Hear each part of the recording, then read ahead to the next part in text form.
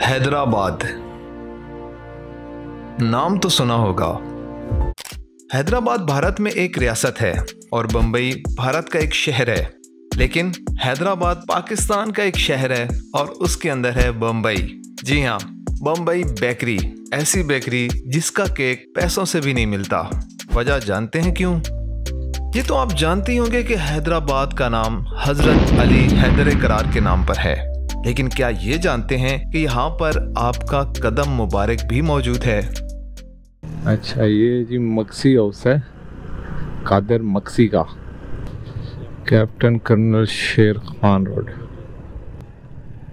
इसके अंदर है क्या? जिंदाबाद। जैसे मैंने कहा था ना, इंडिया में हैदराबाद है, ऐसे ही हैदराबाद में है जी बम्बई बेकरी। चेक करें बेकरी का प्रोटोकॉल।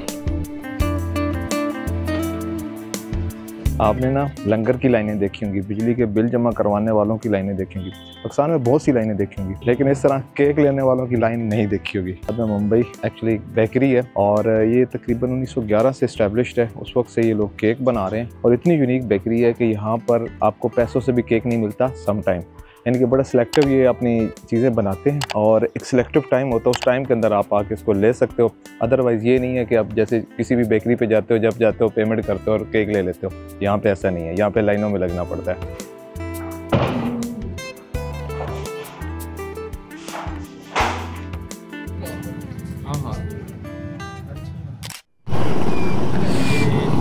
ये सामने आप देख रहे हैं क्या है?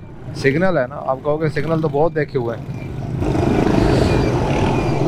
लेकिन जनाब ये हैदराबाद के कोई एक या दो जो सिग्नल है ना, उनमें से एक है।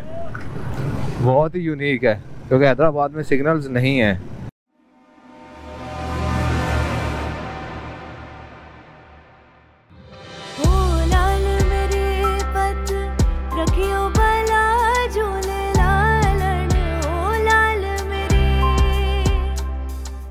इस वक्त हम पहुंचे हैं हैदराबाद की सबसे यूनिक जगह पर, जिसका नाम है कदमगाह मौला अली।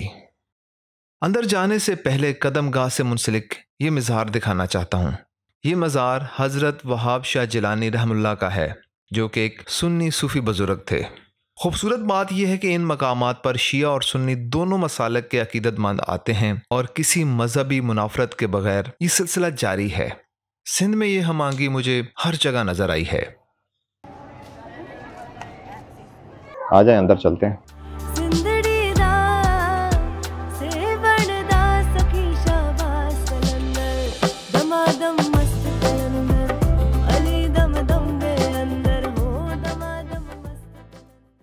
अच्छा जनाब, ये जो यहाँ पर आपको निशान नज़र आ रहा है ना, ये आपके कदम मुबारक का निशान है और यहाँ पर उनके हाथ मुबारक का निशान है। ये जस्ट जैसे हम सजदा करते हैं ना, तो उस हालत के अंदर ये वो पत्थर है जो इसके अंदर आपके हाथ मुबारक जो है ना, उनका नक्श बन गया था। दरमियान में पर्दा है, दूसरी तरफ औरतों का हिस्सा है, तो आधा पत्थर उस साइड पर नज़र आ रहा है, आधा पत्थर जो साइड पर नज़र। कहा जाता है कि ये पत्थर ईरान के बादशाह फतह शाह ने तालपुर हुक्मरान के सफ़ीर को तोहफे के तौर पर दिया था, जिसे उस वक्त के दारुल हुकूमत यानी हैदराबाद में रखा गया। एक छोटे से पोर्शन के अंदर ना कुछ चीज़ें रखी हुई हैं जो करबला से आई हुई हैं। जैसे ये टाइल आप देख रहे हैं, ये रोज़ा इमाम हुसैन करबला के ऊपर जो टाइल लगाई हुई हैं उनमें से। इसी तरीके से डिफरेंट जो चीज़ें, ये रोज़ा रसूल सल्लल्लाहु अलैहि वसल्लम से डाला गया पत्थर है, वो मौजूद है यहाँ पर। इसी तरीके से यहाँ पर करबला की खाक मौजूद है। हज़रत इमाम हुसैन रज़ी अल्लाह तआला अन्हु के जो रोज़ा पर झाड़ू इस्तेमाल होता रहा, ये वो पड़ा हुआ है।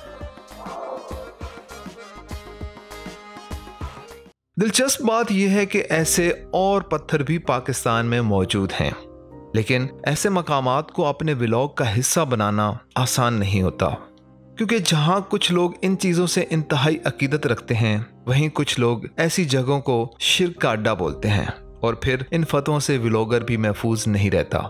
हालांकि ये इन बरगुज़ीदा हस्तियों से अकीदत और मोहब्बत का एक तरीका है जिसे शिर्क नहीं कहा जा सकता। अलबत्ता इसके तरीका के गलत होने या सही होने पर बहस हो सकती है। मेरा अपना मशाहिदा ये है कि आम तौर पर इन दोनों गिरोहों से ताल्लुक़ रखने वाले दीन की असल तालीमात से बहुत दूर होते हैं, क्योंकि इनकी ज़्यादा कुव्वत ऐसी चीज़ों को सही साबित करने या गलत साबित करने पर सर्फ होती है। यहाँ मुझे हज़रत अली से मंसूब एक कौल याद आता है। आपने फरमाया था कि मुआशरा कुफ्र पर तो कायम रह सकता है लेकिन जुल्म पर नहीं। मेरा ये मानना है कि अगर आपके मुआशरे में जुल्म हो रहा है और आप जालिम के खिलाफ खड़े हैं तो फिर इन हस्तियों की शफाअत आपका नसीब है।